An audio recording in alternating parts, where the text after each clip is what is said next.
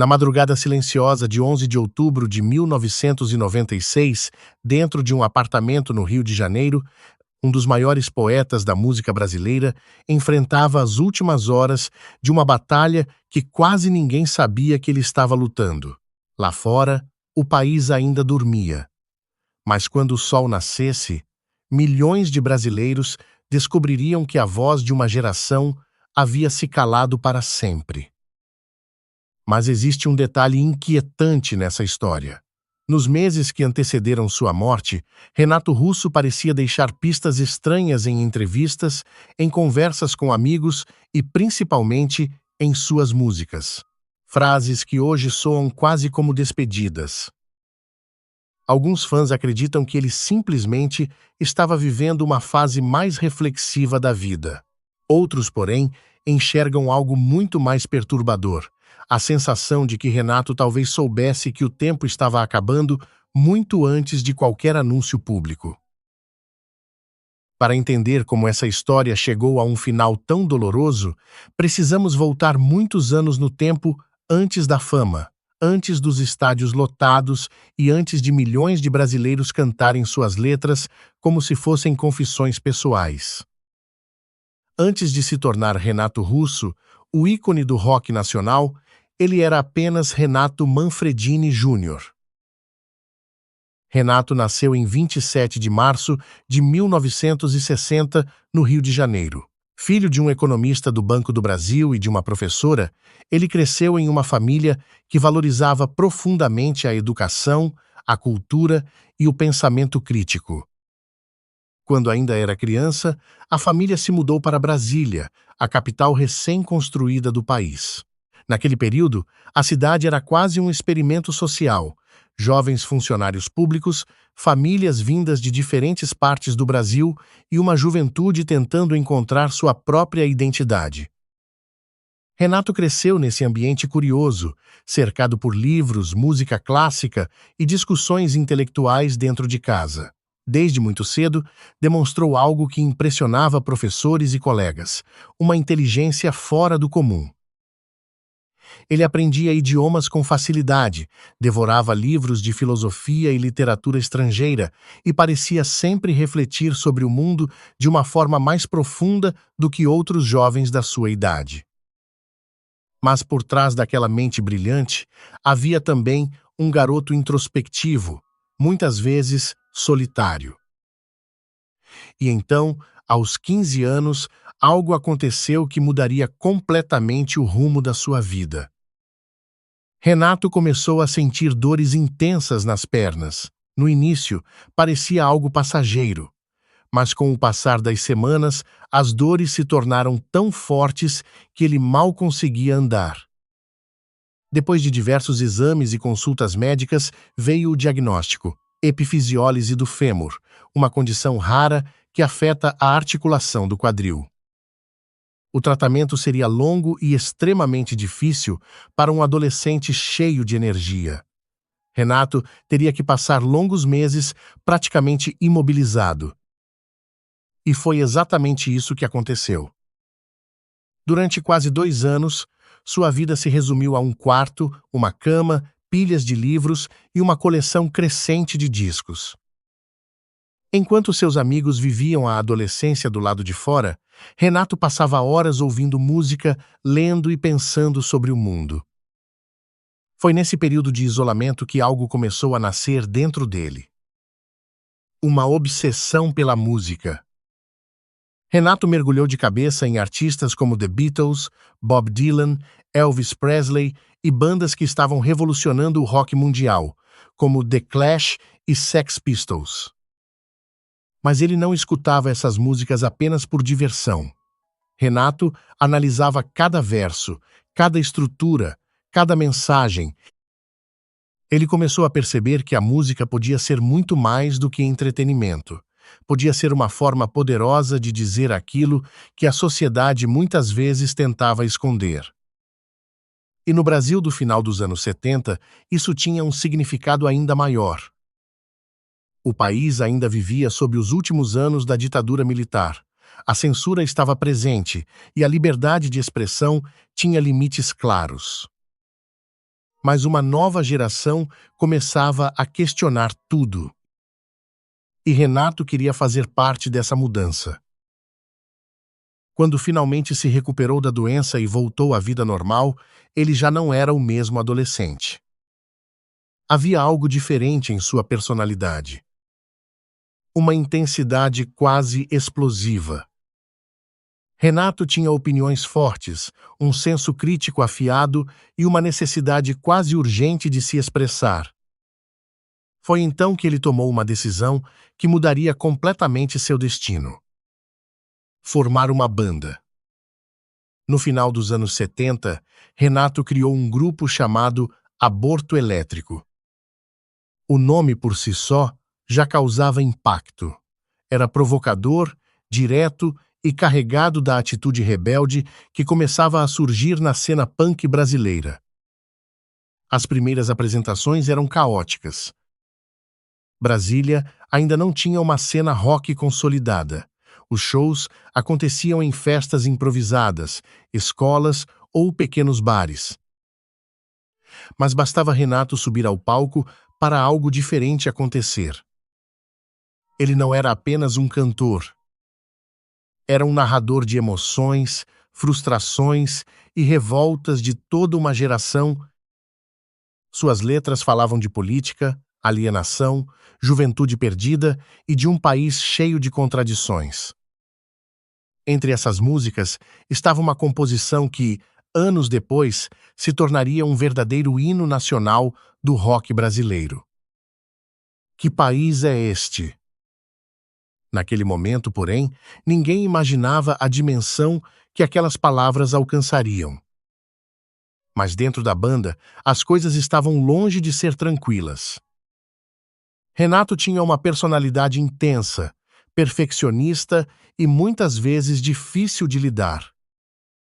Os conflitos começaram a surgir durante ensaios, decisões musicais e diferenças criativas.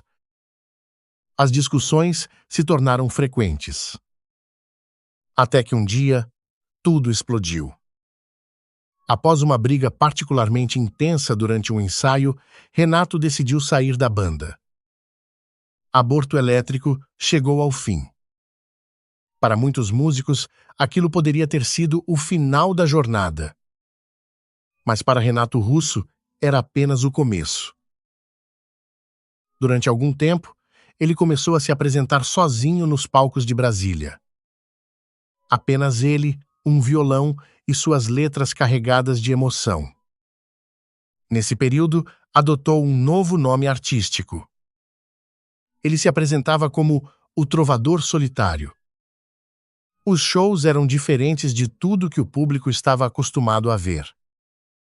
Entre uma música e outra, Renato falava sobre política, literatura, religião e sentimentos humanos. Era quase como assistir a um monólogo musical carregado de reflexões. E pouco a pouco, seu nome começou a circular entre os jovens da cidade. Mas em 1982, algo aconteceria que mudaria para sempre a história do rock brasileiro. Renato conheceu dois músicos que compartilhavam da mesma visão artística: Dado Villa-Lobos e Marcelo Bonfá. Os três começaram a tocar juntos, quase sem imaginar o que estavam criando. Mas aqueles encontros simples dariam origem a uma banda que marcaria definitivamente a música brasileira. O nome escolhido foi Legião Urbana. Naquele momento, Renato ainda não sabia, mas as músicas que escreveria com essa banda atravessariam gerações e se tornariam parte da história cultural do Brasil. Mas também havia algo que ninguém podia prever. Por trás das letras profundas, da inteligência brilhante e da figura carismática que começava a surgir, existiam batalhas internas que Renato ainda teria que enfrentar. Batalhas silenciosas. Batalhas que, anos depois, cobrariam um preço devastador. E talvez seja justamente isso que torna sua história tão inquietante. Será que, desde o início, Renato Russo já carregava dentro de si os sinais de um destino que terminaria cedo demais? No início dos anos 80, Brasília ainda era uma cidade jovem, mas algo estava prestes a nascer ali que mudaria para sempre a história da música brasileira. Nos ensaios improvisados entre Renato Russo, Dado Villa-Lobos e Marcelo Bonfá, começava a tomar forma uma banda que carregava algo diferente. Não era apenas rock, havia poesia, crítica social, filosofia e uma intensidade emocional que poucas bandas brasileiras tinham conseguido transmitir até então. Eles decidiram chamar aquele projeto de Legião Urbana. O nome não foi escolhido por acaso. Ele vinha de uma ideia de coletividade, de uma geração inteira que começava a se reconhecer nas mesmas angústias, nas mesmas perguntas e nas mesmas frustrações. E Renato Russo estava prestes a se tornar o porta-voz dessa geração. No começo, a banda ainda enfrentava dificuldades. As gravadoras não tinham certeza se aquele tipo de som funcionaria comercialmente. As letras de Renato eram longas, densas e carregadas de referências literárias, políticas e existenciais. Mas havia algo impossível de ignorar. Quando Legião Urbana subia ao palco, algo acontecia com o público. Os jovens se identificavam imediatamente com aquelas palavras. Era como se Renato estivesse dizendo em voz alta aquilo que muitos sentiam, mas nunca tinham conseguido explicar. Em 1984, finalmente veio o primeiro grande passo. A banda assinou contrato com a gravadora EMI. No ano seguinte, lançaram o primeiro álbum. E foi aí que tudo começou a mudar.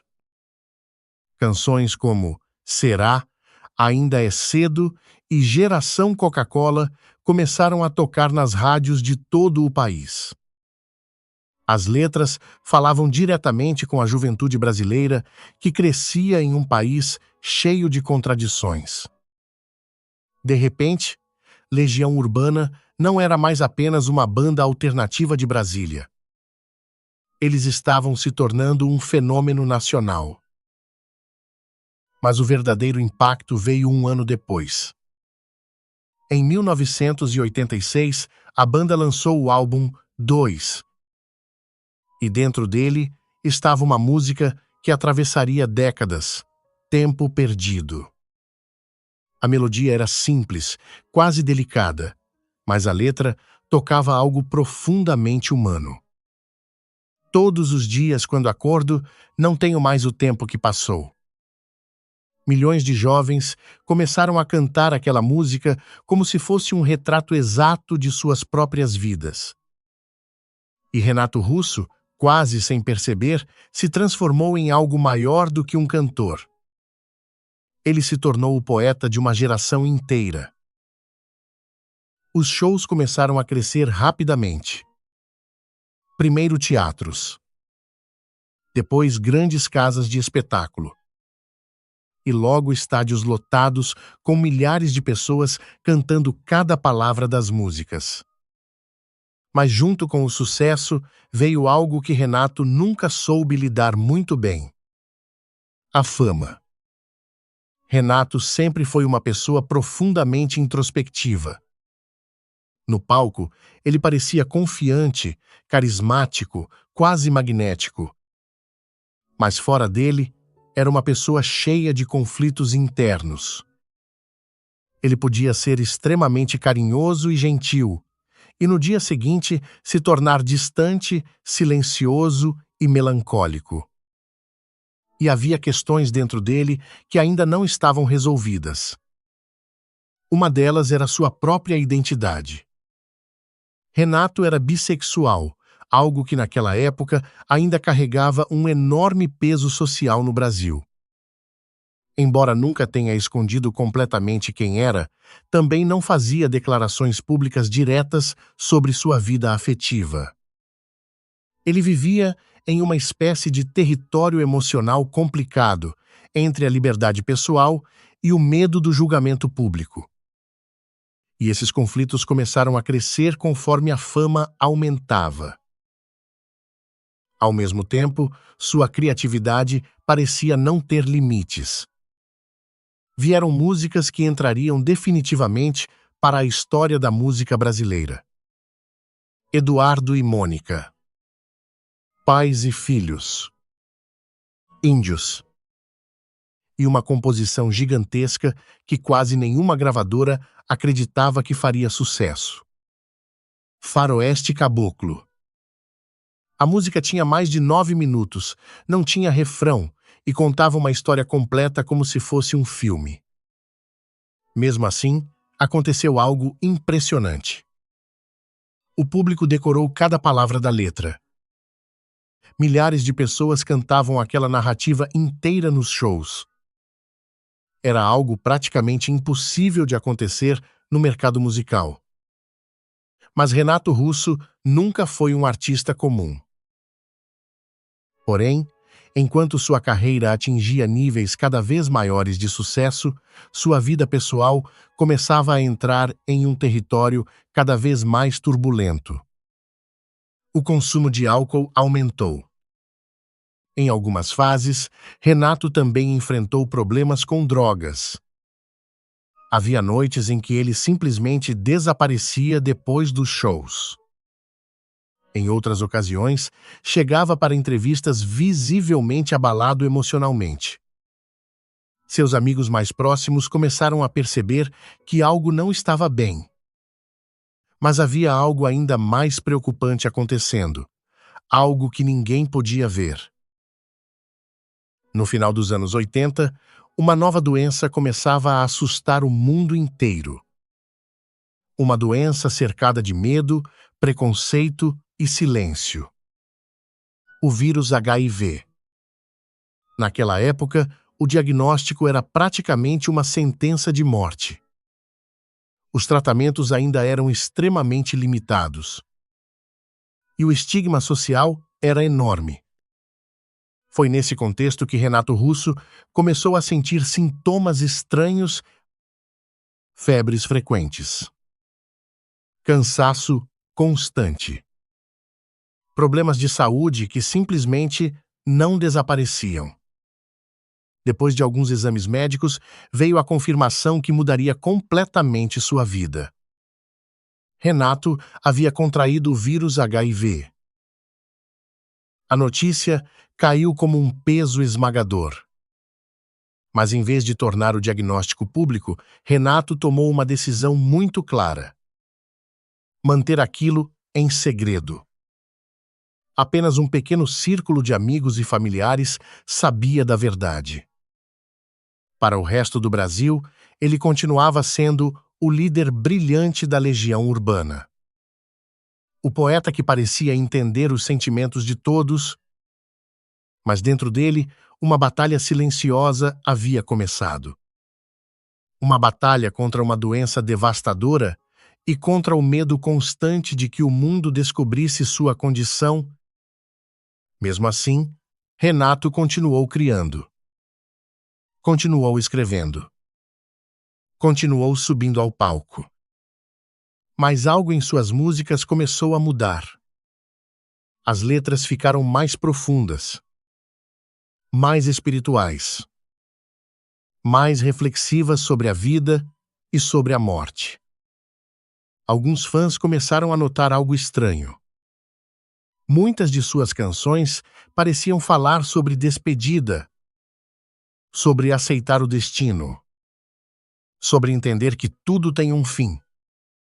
Mas ninguém imaginava até que ponto aquelas palavras estavam conectadas com a realidade do próprio Renato. Enquanto milhões de brasileiros continuavam cantando suas músicas nos shows e nas rádios, o tempo avançava silenciosamente. A doença continuava evoluindo. E Renato Russo carregava um segredo que quase ninguém no país conhecia. Um segredo que, alguns anos depois, mudaria completamente a forma como sua história seria lembrada. Mas existe uma pergunta que ainda intriga muitos fãs até hoje: Quantas das últimas músicas de Renato Russo eram, na verdade, uma despedida que o Brasil ainda não estava pronto para entender? No início dos anos 90, algo começou a mudar lentamente na vida de Renato Russo. Para o público, ele ainda era o mesmo artista brilhante que havia escrito algumas das canções mais importantes da música brasileira. O líder da Legião Urbana, o poeta que transformava angústias e sentimentos em letras que pareciam conversar diretamente com milhões de pessoas, mas nos bastidores, a realidade era muito mais silenciosa e difícil. A doença avançava. E pouco a pouco, seu corpo começava a sentir o peso de uma batalha que quase ninguém sabia que ele estava enfrentando. Mesmo assim, Renato não parou. Pelo contrário, durante esse período, ele mergulhou ainda mais profundamente na música. Era como se cada composição fosse urgente, como se cada letra precisasse ser escrita antes que o tempo acabasse. As gravações continuaram. Novos discos foram lançados. E os shows ainda reuniam milhares de pessoas cantando suas músicas em coro. Mas aqueles que estavam mais próximos começaram a perceber mudanças. Renato estava mais introspectivo, mais silencioso, mais reflexivo sobre a vida, sobre espiritualidade e sobre o sentido da existência. Em entrevistas, ele falava cada vez mais sobre filosofia, religião e sobre como o tempo parecia passar rápido demais. Na época, muitos acreditaram que era apenas parte de sua personalidade intelectual. Mas hoje, ouvindo aquelas entrevistas novamente, algumas palavras parecem ganhar um significado diferente. Quase como se Renato estivesse tentando entender a própria mortalidade. Foi também nesse período que ele decidiu realizar um projeto muito pessoal. Em 1994, Renato lançou seu primeiro álbum solo, The Stonewall Celebration Concert. O disco era composto por versões de músicas internacionais que marcaram sua vida. Mas o título do álbum carregava um significado especial. Stonewall foi um dos eventos mais importantes da história da luta pelos direitos LGBTQ+. Para muitos fãs e críticos, aquele trabalho representava uma forma sutil de Renato finalmente expressar uma parte importante de sua identidade. Sem grandes declarações, sem discursos, apenas através da música. Mas enquanto esse projeto mostrava um lado mais íntimo de sua história, sua saúde continuava se deteriorando lentamente. O vírus HIV já havia evoluído para a fase da AIDS. O sistema imunológico de Renato estava cada vez mais frágil. Infecções começaram a surgir com mais frequência. A fadiga se tornou constante. E atividades que antes eram comuns começaram a se tornar extremamente difíceis. Mesmo assim, ele continuou trabalhando. Em 1996, Legião Urbana lançou o álbum A Tempestade. O próprio título parecia carregar uma carga simbólica enorme. As músicas desse disco tinham um tom mais melancólico, mais introspectivo, quase como se estivessem narrando uma despedida. Muitos fãs perceberam imediatamente que havia algo diferente naquele trabalho. As letras falavam sobre fragilidade, espiritualidade, arrependimentos e esperança. Era como se Renato estivesse olhando para sua própria vida de uma nova perspectiva. Como se estivesse organizando seus pensamentos antes de um adeus inevitável. Mesmo assim, o segredo sobre sua doença continuava sendo guardado com extremo cuidado. Pouquíssimas pessoas sabiam da verdade. Para o Brasil, Renato Russo continuava sendo apenas o artista genial que sempre foi. Até que chegou Outubro de 1996. Naquele mês, a saúde de Renato piorou drasticamente. As infecções oportunistas começaram a aparecer de forma mais agressiva. Seu corpo já não conseguia reagir como antes. Renato decidiu permanecer em seu apartamento no Rio de Janeiro. Ali, cercado por algumas pessoas próximas, passou seus últimos dias. Os amigos que o visitavam percebiam o quanto ele estava debilitado. Ele havia perdido muito peso. Sua voz estava mais fraca. Mas sua mente continuava viva. Renato ainda falava sobre música, literatura, cinema e história. Era como se sua curiosidade intelectual se recusasse a desaparecer. Então chegou a madrugada de 11 de outubro de 1996. Naquela noite silenciosa, a batalha finalmente chegou ao fim. Renato Russo morreu aos 36 anos de idade. A causa oficial foi complicações decorrentes da AIDS. Quando a notícia foi divulgada, o Brasil inteiro parou. A reação foi imediata. Fãs ficaram em choque.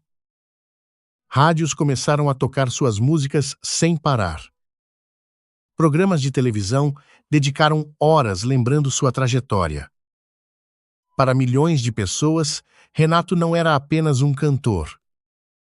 Ele era a voz que havia acompanhado momentos importantes de suas vidas.